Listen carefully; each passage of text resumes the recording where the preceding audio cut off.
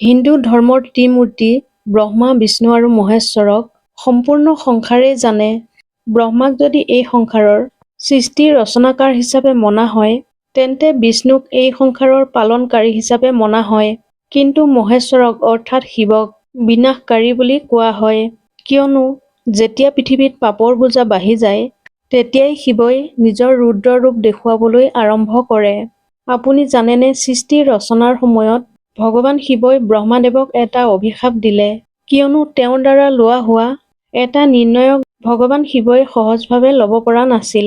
মহাশিৱপুৰাণত বৰ্ণিত কাহিনীৰ মতে, যেতিয়া সৃষ্টি ৰচনা কৰাৰ সময় আহিল, ত্ৰিদেৱে তেওঁলোকৰ কাৰ্যসমূহ ভাগ কৰি ল'লে। ভগৱান ব্ৰহ্মাৰ ওপৰত মানৱ জাতি নিৰ্মাণৰ ভাৰ পৰিল। সমস্ত পৃথিৱীৰে মানৱ নিৰ্মাণ কৰিবৰ কাৰণে ব্ৰহ্মাক কাৰোবাৰ সহায়ৰ প্ৰয়োজন আছিল।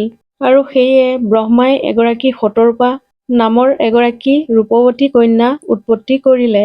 আপোনালোকৰ জ্ঞাতাৰ্থে জনাই থওঁ যে শতৰূপা হ'ল সৰস্বতী দেৱীৰ অন্য এক নাম। শতৰূপা ইমানেই সুন্দৰ আছিল যে সকলোৱে তেওঁক দেখি মোহিত হৈ পৰিছিল।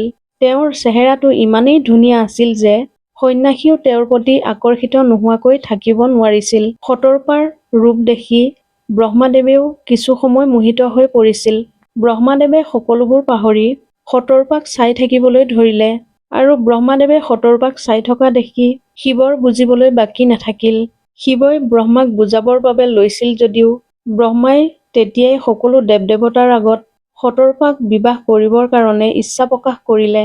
ব্ৰহ্মাদেৱৰ মুখেৰে এনে অনৰ্থক কথা শুনি তাত উপস্থিত সকলো দেৱগণ বহুতে আচৰিত হ'ল। আৰু ভগৱান শিৱ বহুতে ক্ৰোধিত হৈ পৰিল। শিৱই ভগৱান ব্ৰহ্মাক বুজাবৰ বাবে বহুত চেষ্টা কৰিলে, কিন্তু তেওঁ কোনো প্ৰকাৰে বুজিব নিবিচাৰিলে। শিৱই ক'লে, হে ব্ৰহ্মাদেৱ, এই কন্যাগৰাকীৰ ৰচনা স্বয়ং আপুনি আপোনাৰ হাতেৰে কৰিছে।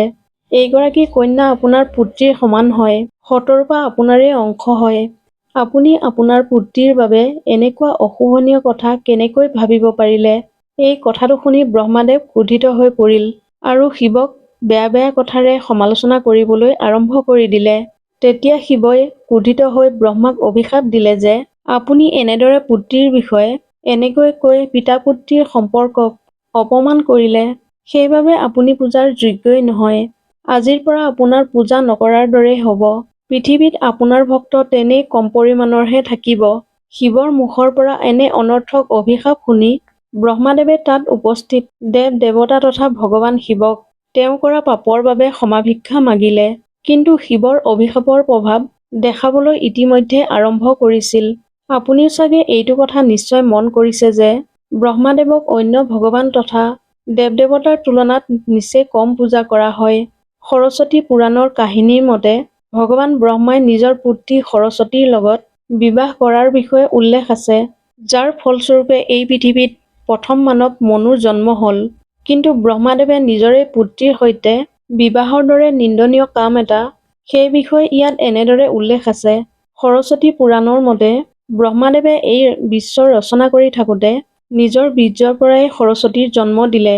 আৰু সেইকাৰণে এনেকৈও কোৱা হয় যে সৰস্বতীৰ নিজৰ মাতৃ নাই, কেৱল পিতৃহে আছে। সৰস্বতীক বিদ্যা অথবা জ্ঞানৰ দেৱী বুলি কোৱা হয়।